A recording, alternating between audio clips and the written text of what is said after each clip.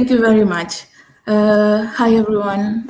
First of all, I would like to thank the Global Startup Ecosystem for the invite. And to start this panel, I have with me three amazing women who I kindly asked to introduce themselves and talk briefly about the journey. I mean, we can start with anyone. Paloma, you want to go first? Sure. Thank you, Angelina. I'm really happy to be here and to share my experience and I'm also really happy to be sharing it with such a dynamic group of career women as well. So my experience has been I started as an industrial engineer. And I worked at the beginning of my career in the microelectronics division of IBM.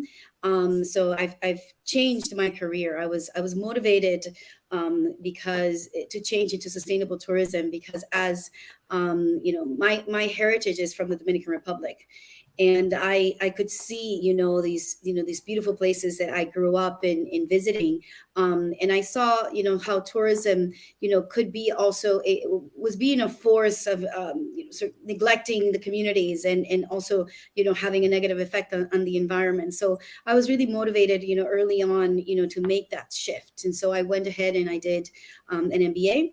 And I also did a postgraduate in tourism management. And that's how I started my shift and became a sustainable tourism development consultant. And my life took me again to work with Sustainable Travel International, and I joined them in 2015. And so I grew more in this field, and also became the CEO back in 2018. And I'm working in a passionate of the work that I do, but I've been lucky that I've had a chance to do that shift. Okay. Thank you. Carolina, you want to go next? Sure. So my career also has the pivot theme that Paloma shared. So I started my career as a research scientist in the area of HIV research. And then I was recruited by the pharmaceutical industry, and I worked for Merck and Pfizer, first on the medical side, and then I transitioned into the commercial side and was responsible for brand management.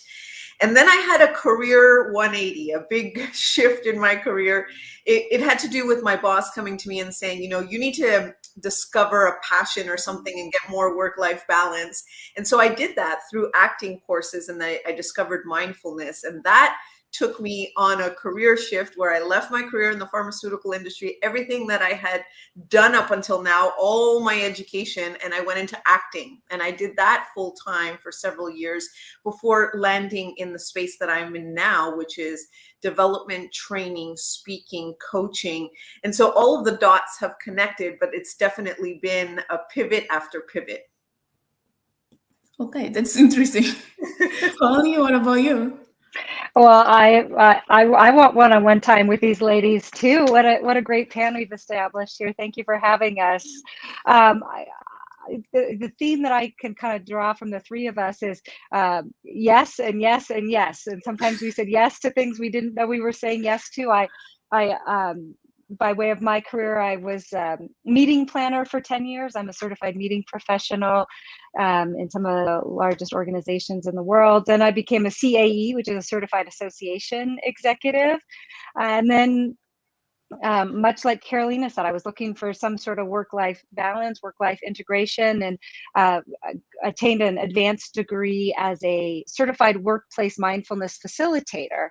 And now I have two companies. My for-profit company is called Leadership Solutions International, where we offer keynotes, coaching, and training on mindfulness for busy executives. And then I'm also the executive director of the American Mindfulness Association, where we're advancing the ethics and professionalism of mindfulness for places.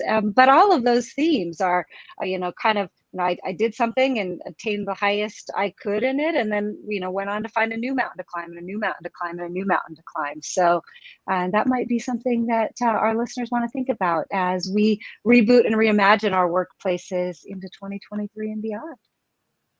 Wow, okay. And in taking that, what's your perspective on the future of the work and how the pandemic influenced it? Holly, it's for you. You can just keep going. I'm going first. Okay. Well, Yeah. I was just actually talking to a coaching client about this, and we're all hearing the Great Resignation, those types of things. And I think this new way of working is going to be out about us curating that work-life integration that we want. Carolina spoke a little bit about finding your passion and giving your passion to the work. And, that doesn't necessarily always mean we're working 60, 80, 100-hour weeks. Now, there may be some weeks that are like that because we've got to push through on a project or we love it. But then there's going to be that work-life integration situation. I'm in America. Our Thanksgiving holiday is next week, and I can't wait to talk to Paloma. I'm actually traveling to Aruba next week because I can do work life integration, and we'll have some opportunities to travel and work. And I've curated my life in a way that you can do that. So if you're out there thinking about your work life transition, that it doesn't have to be the way it always was, and yet having those crucial conversations and the willingness to negotiate the salary you want, the work life that you want, the balance that you want, and the team that you want to surround yourself with. Okay. On the note, I'm gonna ask Paloma to to go next. I couldn't agree with you more. It's about work-life balance. I think, with the pandemic, there was, definitely a realization is, people were thinking about, our own, pursuit of happiness, our own well-being. We had a lot of time to think about that. So we are now, looking for jobs that fulfill us. I think that's definitely a theme, a post-pandemic theme. I think all of us can say that we looked for jobs that fulfill us already, even pre-pandemic, but I think more people were inspired to do that. So of course, remote work is on the rise. People are able to, work wherever they can, where they feel, that they can, have a more meaningful life, as well as, their work, that fulfills them. I think that's really a theme and a trend, post pandemic. Carolina, you wanna add something? Yeah, I'm going to continue to build on that. So I completely agree with the themes shared so far. And the piece that I want to add, something that I talk about in my practice, is that right now there's a lot of generational differences in the workplace, and we were conditioned. I'll speak for myself, conditioned to believe that you had to show up and work a certain way, work really hard. And so there's a challenge right now to some of those, that what I call generational conditioning, to those ideas that we were taught to believe. And particularly the new generations are like, well, we want this and we want that. And some of that is in direct conflict with some of the older generations and what we were taught to believe. And so I think right now there's a huge kind of shift in consciousness, awakening that's happening, and people discovering, the same way that I did 15 years ago. What am I here to do? What's my purpose? How do I want to spend my life? How do I want to design my life? Because we've been sort of given the life, almost inheriting beliefs, and just going along with them. And now people get to self-author. And I think that's what's really happening. And then when you start to think about, I'm going to self-author and design my life, what does that look like? It leads to a lot of questions. And the pandemic for me just exacerbated that. It was already in the air, and it just amplified what's happening right now. Okay. And since we're talking about remote work, Paloma, I'm gonna start with you because of the travel agency. What do you think that is the best advantage and the bigger risk of remote work? Yeah, that's something that we've been actually working remotely since before the pandemic. So during the pandemic, it was actually seamless for us. It was, business as usual, of course, not business as usual, but at least for us, we were used to it. And there are advantages. Of course, you are able to, better manage your work life, balance. For me, I can hire talent anywhere in the world. So I have no barriers as to like being, that can also, more diversity and talent, anywhere. So being a global business, I can support in, different time zones, that allows me, to do that. But then of course the disadvantage is that, sometimes if you're not really good at managing your work-life balance, I can actually be working more hours because, I can have a meeting, with Asia in first thing in the morning, and then with West Coast US, late at night. So like, don't disconnect. So it's that could be a challenge, to really actually manage that. So it's a virtue and also a risk. The whole work-life balance when you're in remote, work, and ultimately is the team building. That's also been, an issue, because you're not there. There's always, when you're in an office, you can always have a break with a colleague, have a cup of coffee. That builds trust, that builds, a team feeling, and that can be lost, if not managed well, when you're in remote work. Okay, and Carolina, taking into account what Paloma just said, in your opinion, what are the top three skills people need to have nowadays to deal with this remote work? Yeah. So what I'm going to add to that piece is sort of the mindfulness piece that Holly and I both have introduced to this. Yeah. Is that right now, when we're so connected with our devices, because remote work brings the technology piece, it brings all those aspects, and as Paloma was saying, that keep us almost over connected, and our brains need to we weren't designed to operate in that way, and our brains need the pause. And so I would say number one thing, and it changed my life completely, is how do we have that purposeful pause in order to be in a space where we have all this technology and our dependency on all of this. So that would be, for me, my number one. And then really finding ways to connect with one another. As Paloma was saying, we lose that water cooler talk, we lose those connections. So how do we purposefully and very intentionally, again, integrate that into the work? And then I think the third one that comes to mind is our communication, because a lot is lost. It's very different communicating over Zoom and communicating in remote space, because you lose some of the nuances that are available to you when you're in person, and sort of the body language and whatnot. So I think it's really it's almost like developing another antenna, if you will, in our communication to be more adept in the virtual space. Okay, and Holly, since you mentioned that you would like to connect with Paloma, what do you look for when you're searching for places for remote work? Ooh, I was ready for the other question. But I'm gonna blend the two, because I think there's something to both, and the word I had was authenticity. Okay. That looking for a place to work that matches and mirrors and complements the vision and the mission of your organization and your teams. And sometimes, when we're kind of all whipped up in all the change that's happening in our world right now, I think it's important for individuals and organizations to go back to the why. Why are we here? Whether it's creating pharmaceutical drugs, or setting, travel, or creating meetings, that if we continue to revisit that, the right and perfect location will show up for that. It's not lost on me that the American Mindfulness Association is headquartered in Denver, Colorado, USA, because there's so many mindfulness universities and related vendors and suppliers that are here. And it also happens to be a major global hub airport. So no matter what the size of your company is, finding a location that matches the why and then kind of builds the pieces into that can be a strategy for greater business success, rather than saying everybody has to be at 101 First Street from 8 o'clock to 5 o'clock.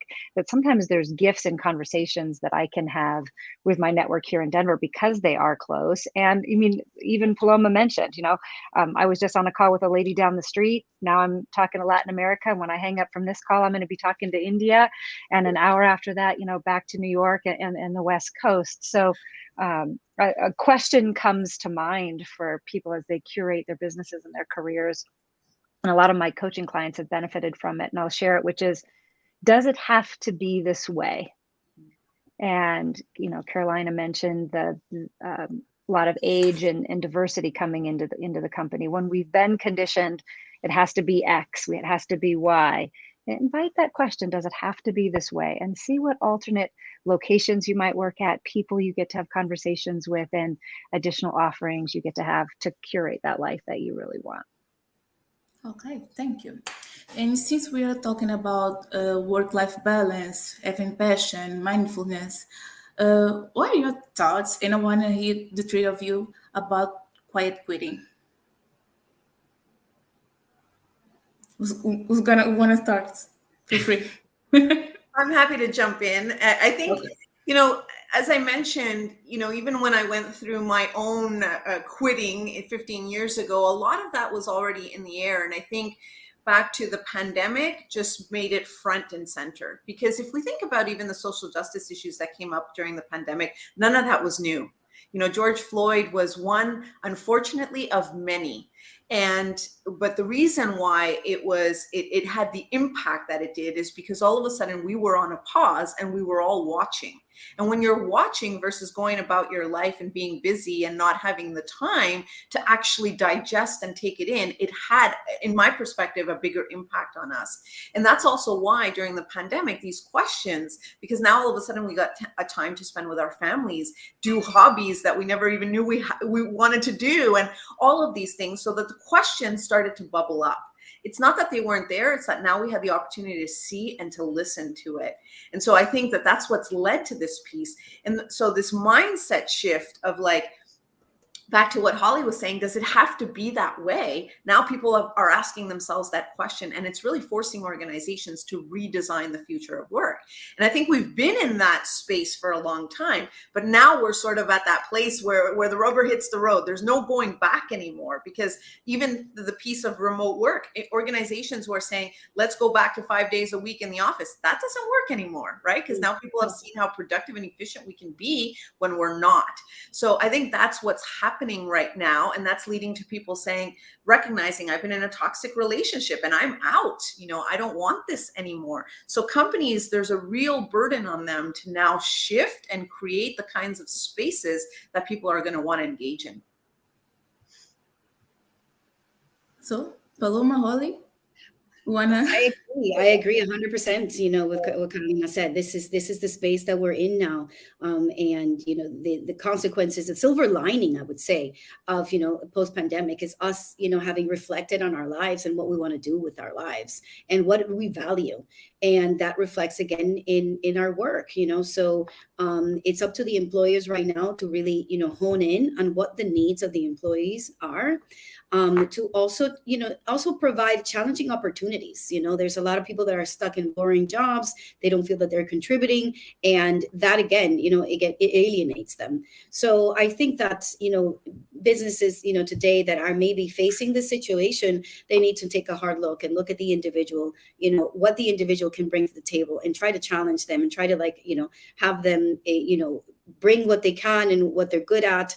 But also, again, providing that, work-life balance opportunity. So it's about opening the minds and using the technology that we were talking about now in an effective way, so that employees can be back at enjoying their work and feeling that they're doing something meaningful. Holly?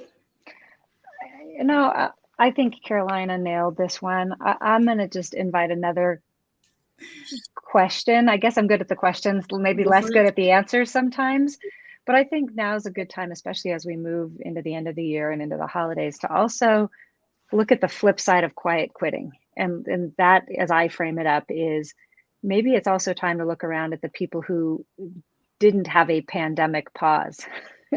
Because there are a lot of people who are going pause. Like, I never paused, nurses, doctors, grocery workers, people in various nonprofits that helped, support people in times of need, and look around at those people and see how you can support them, how you can not always just say thank you, but give them a safe place to laugh, cry, vent, share, because they've been pushing on and pushing on and pushing on. and maybe this holiday can be an opportunity for, all of us to work a little differently, maybe, give a little extra to give somebody that moment to exhale a little bit. So yeah, there's the quiet quitters, but there's also the quiet overworkers that we need to be mindful and aware of as well. That's a very interesting point of view. Thank you. So we are talking about creating a new space for the future of work. And how do you see those groups who are like invisible groups who doesn't feel included, doesn't feel seen by the employees or the coworkers? So how do you see teams like diversity and inclusion on the workplace?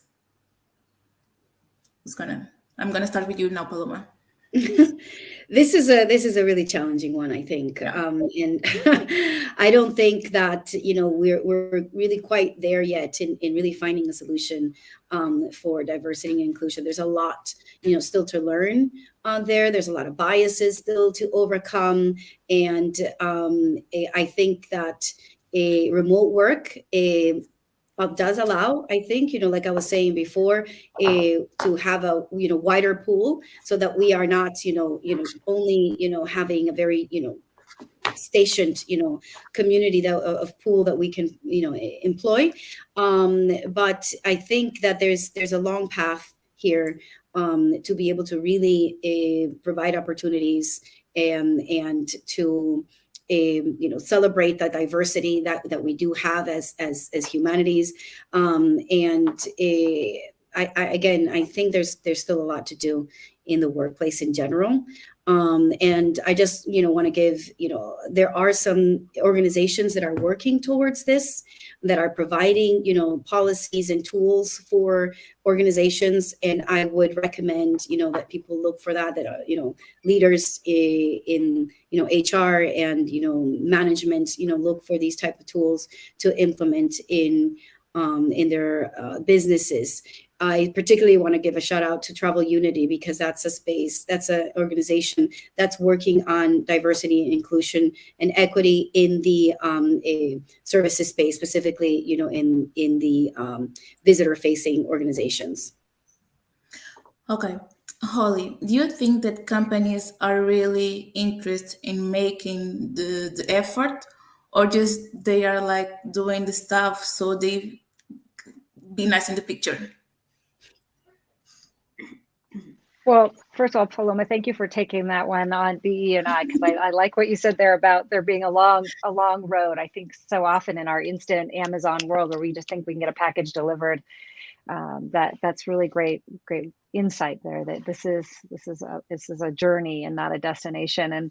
And to your question, I think some will, some won't. Somebody's waiting, and the reality is, while we all represent different countries and different geographies and different companies, there are companies that really do believe in this. I think about the certified B corporations, I think about nonprofit models, and there are some organizations that will be first on the train building the path, and then there'll be some in the middle going, okay, we get it, and then there'll be some late adopters, and that's part of any change initiative within an organization, within a region, and then certainly something as big and global and in some cases unconscious as this. We're going to have some grace around. Everybody's going to navigate this in their own time and way, but the sheer fact that it is at the forefront of conversations allows some of those fast adopters to move even quicker. Okay. And Carolina, do you think that the companies have like the knowledge and the tools to really make their workplace inclusive and diverse?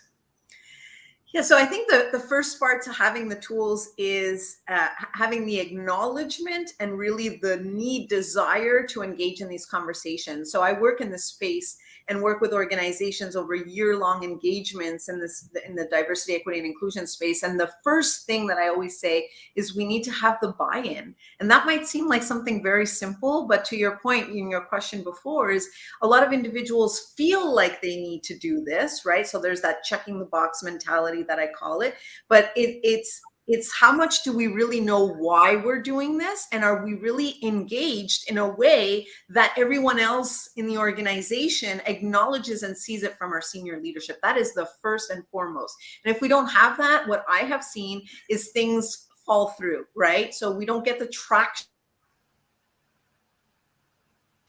that we really need to make the changes sustainable.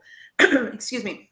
And so then in terms of the tools, I mean, there's a lot of us in this space right now working to move the needle. And the way that things need to be approached is from what I think is a two-pronged approach. So there's everything that's related to policies and the procedures within an organization. That's one piece. And that certainly can have a ripple effect on the systemic changes. But then there's the people piece, which is making sure that we recognize that we have training on our biases and we can start doing the work to undo that. And that is so deeply ingrained that takes time. It's like culture change within an organization. It's going to be a journey, as I heard before. So I think in terms of the tools, almost more important than having those tools is how you engage with them. And it really needs to be, you need to be all in to have the traction that we need, because this is such a huge shift for individuals. When I was doing this work pre-George Floyd, people didn't even want to hear about it most of the time.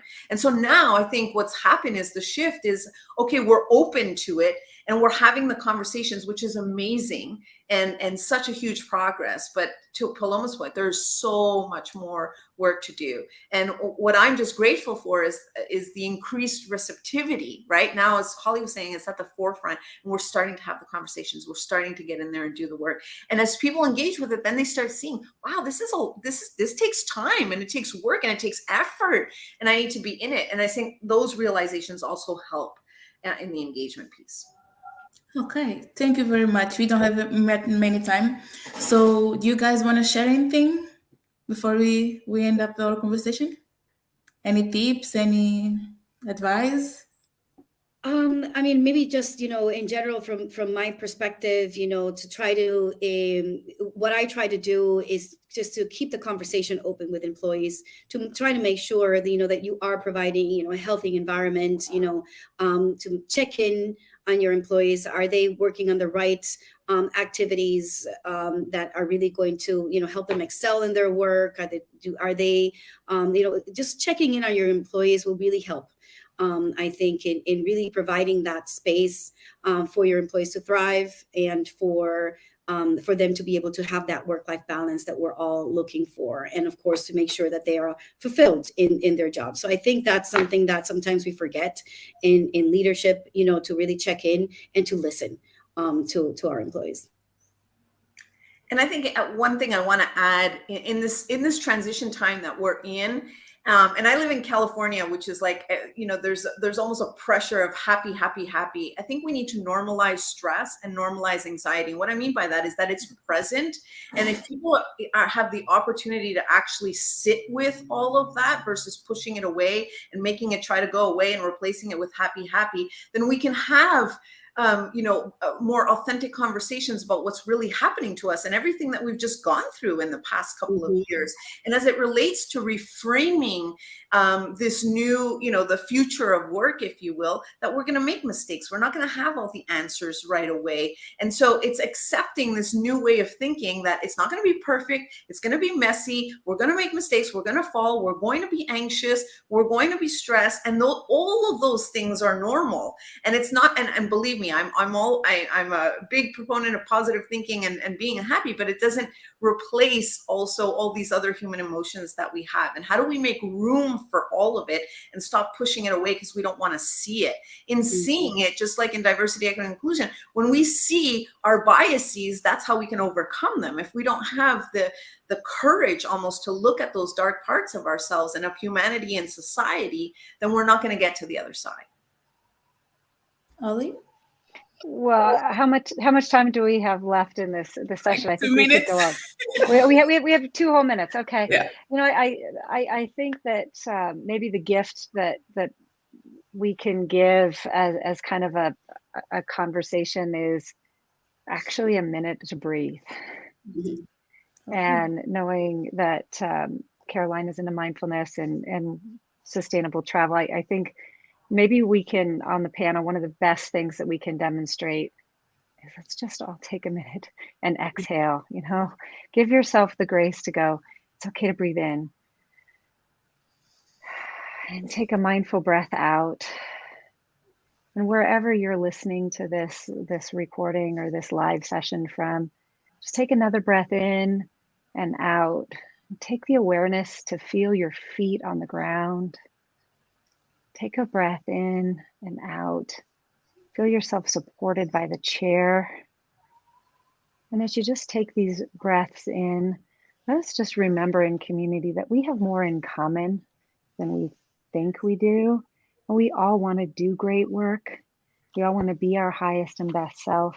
When we return to that breath, giving ourselves permission to release the stress and be fully present in the moment, we get to curate better relationships with ourselves, with our coworkers, with our companies, and create a better world around the world. So that's my thought as we come together in this conversation. Don't forget, sometimes it's okay to just breathe into the challenges ahead of us. Wow, that's such a beautiful way to end this panel. Thank you very much, all of you. And thank you to GSE. Thank you. Thank you.